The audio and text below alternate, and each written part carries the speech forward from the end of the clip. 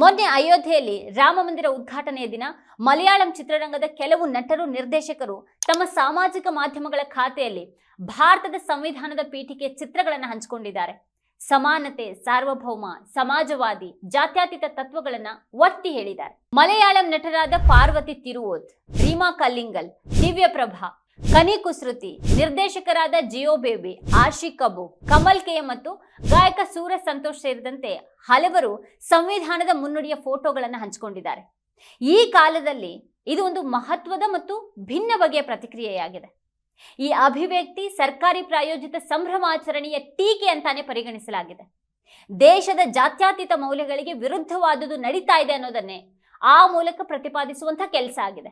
ಎಲ್ಲವೂ ಸಂವಿಧಾನ ವಿರೋಧಿ ರೀತಿಯಲ್ಲಿ ನಡೀತಾ ಇರುವಾಗ, ಧರ್ಮವನ್ನ ರಾಜಕೀಯಕ್ಕೆ ಬಳಸಿಕೊಳ್ಳೋದು ಎಗ್ಗಿಲ್ಲದೆ ನಡೀತಾ ಇರುವಾಗ, ಸಂವಿಧಾನ ಪೀಠಿಕೆಯನ್ನ ನೆನಪಿಸಿಕೊಟ್ಟ ಈ ಬಗ್ಗೆ ಸ್ಪಷ್ಟವಾಗಿ ಹೇಳಬೇಕಾಗಿರೋದನ್ನ ಹೇಳಿತ್ತು. ಹೀಗೆ ತಮ್ಮ ಹೊಣೆಗಾರಿಕೆಯನ್ನ ತೋರಿದ ಕಲಾವಿದರ ಸಾಲಿನಲ್ಲಿ ತಮಿಳುನಾಡಿನ ಖ್ಯಾತ ನಿರ್ದೇಶಕ ಪಾ ರಂಜಿತ್ ಕೂಡ ಒಬ್ರು. ಅವರು ಕೂಡ ಇದ್ರ ವಿರುದ್ಧ ಧ್ವನಿ ಎತ್ತಿದ್ದಾರೆ.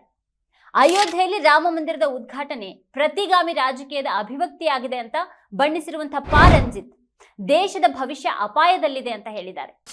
ದೇವಸ್ಥಾನದ ಉದ್ಘಾಟನೆಯೊಂದಿಗೆ 500 ವರ್ಷದ ಹಳೆಯ ಸಮಸ್ಯೆ ಪರಿಹಾರವಾಯಿತು ಅಂತ ಹೇಳಲಾಗ್ತದೆ. ಆದ್ರೆ ನಾವು ಆ ಸಮಸ್ಯೆಯ ಹಿಂದಿನ ರಾಜಕೀಯವನ್ನ ಪ್ರಶ್ನೆ ಮಾಡಬೇಕಾಗಿದೆ. ಸರಳವಾದ ಸರಿ ಅಥವಾ ತಪ್ಪಿನಾಚೆಗೆ ನನಗೆ ಈ ವಿಚಾರದ ಕುರಿತು ಅಭಿಪ್ರಾಯಗಳಿವೆ ಅಂತ ಅವ್ರು ಹೇಳಿದ್ದಾರೆ. ನಾವು ನಮ್ಮ ಮನೆಗಳಲ್ಲಿ ಕರ್ಪೂರದ ಆರತಿ ಬೆಳಗಿಸದೇ ಇದ್ರೆ ನಮ್ಮನ್ನ ಉಗ್ರವಾದಿಗಳು ಅಂತ ಪರಿಗಣಿಸುವ ಹಂತದಲ್ಲಿ ನಾವಿದ್ದೇವೆ. ದೇಶ ಅಪಾಯಕಾರಿ ಭವಿಷ್ಯದತ್ತ ಮುನ್ನಡೀತಾ ಇದೆ. ಮುಂದಿನ 5 ರಿಂದ 10 ವರ್ಷಗಳ ಕಾಲ ನಾವು ಯಾವ ರೀತಿಯ ಭಾರತದಲ್ಲಿ ವಾಸಿಸಬೇಕು ಅಂತ ಭಯ ಆಗ್ತಾ ಇದೆ ಅಂತ ರಂಜಿತ್ ಅವರು ಹೇಳಿರೋದು ಕಲಾವಿದನಾಗಿ ಅವ್ರು ತೋರಿರುವಂತಹ ಧೈರ್ಯ ಆಗಿದೆ. ಇನ್ನು ಕನ್ನಡದಲ್ಲಿ ಇಬ್ರು ಮಾತ್ರವೇ ಅಯೋಧ್ಯೆಯ ವಿಚಾರದಲ್ಲಿ ಗುಂಪಿನಲ್ಲಿ ಸೇರಿ ಹೋಗದೆ ಭಿನ್ನ ಧ್ವನಿಯನ್ನ ವ್ಯಕ್ತಪಡಿಸಿದ್ದಾರೆ. ಒಬ್ರು ನಟ ಕಿಶೋರ್ ಹಾಗೂ ಇನ್ನೊಬ್ರು ನಟಿ ಶ್ರುತಿ ಹರಿಹರನ್. ಭಿನ್ನ ಧ್ವನಿಯಾಗಿ ಜನಪರವಾಗಿ ಮಾತನಾಡಿರುವಂತಹ ನಟ ಕಿಶೋರ್ ಅವರ ಇನ್ಸ್ಟಾಗ್ರಾಮ್ ಪೋಸ್ಟ್ ಈ ರೀತಿ ಇದೆ. ಮಂದಿರ, ರಾಜರು ಮತ್ತು ರಾಜಕೀಯ ನಿಯಂತ್ರಣ ನಾವು ನೋಡದ್ದೇನಲ್ಲ. ಇವತ್ತು ಮತ್ತೆ ರಾಜರ ಕಾಲಕ್ಕೆ ಹೋದ ಅನುಭವ. ದೇವರ ಹೆಸರಲ್ಲಿ ಪೂಜಾರಿಯೊಂದಿಗೆ ಸೇರಿ ಜನರನ್ನ ನಿಯಂತ್ರಿಸಿ, ದೇಗುಲ ಕಟ್ಟಿಸಿ, ತಮ್ಮ ಹೆಸರು ಕೆತ್ತಿಸಿ, ದೇಗುಲದ ಶಿಲ್ಪಿಯ ಕೈ ಕತ್ತರಿಸಿ ತಮ್ಮ ಕೀರ್ತಿ ಪತಾಕೆಯನ್ನ ಹಾರಿಸಿ, ಅಜರಾಮರರಾದ ದೊರೆಗಳು, ಉಧೋ ಉಧೋ ಎಂದ ಪ್ರಜೆಗಳು, ಭಟ್ಟಂಗಿಗಳು, ಧರ್ಮ ಮತ್ತು ದೇವರು ರಾಜಕಾರಣಿಗಳ ಕೈಗೆ ಹೋಗಿ ತಾವೂ ಪ್ರಶ್ನಾತೀತವಾಗಿ ಅವರನ್ನು ಪ್ರಶ್ನಾತೀತರನ್ನಾಗಿಸಿ ಬಿಡೋದು ಸಂಸ್ಕೃತಿಯ ಚಲನಶೀಲತೆಗೆ, ನಾಡಿನ ಭವಿಷ್ಯಕ್ಕೆ ಅತಿ ಅಪಾಯಕಾರಿ ಅಂತ ಹೇಳಿದ್ದಾರೆ ಕಿಶೋರ್.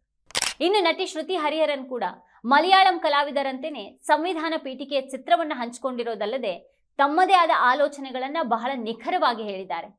ಈ ಹೊತ್ತಲ್ಲಿ ಯಾಕೆ ಸಂವಿಧಾನವನ್ನ ನೆನಪಿಸಿಕೊಳ್ಳೋದು ಮುಖ್ಯವಾಗಿದೆ ಅಂತ ಕೇಳಿಕೊಳ್ತಾ ಶ್ರುತಿ ಹರಿಹರನ್ ಅವರು ಬರೆದಿರೋದು ಈ ರೀತಿ: ಧರ್ಮದ ವಿಷಯದಲ್ಲಿ ದೇಶವು ತಟಸ್ಥವಾಗಿರಬೇಕು.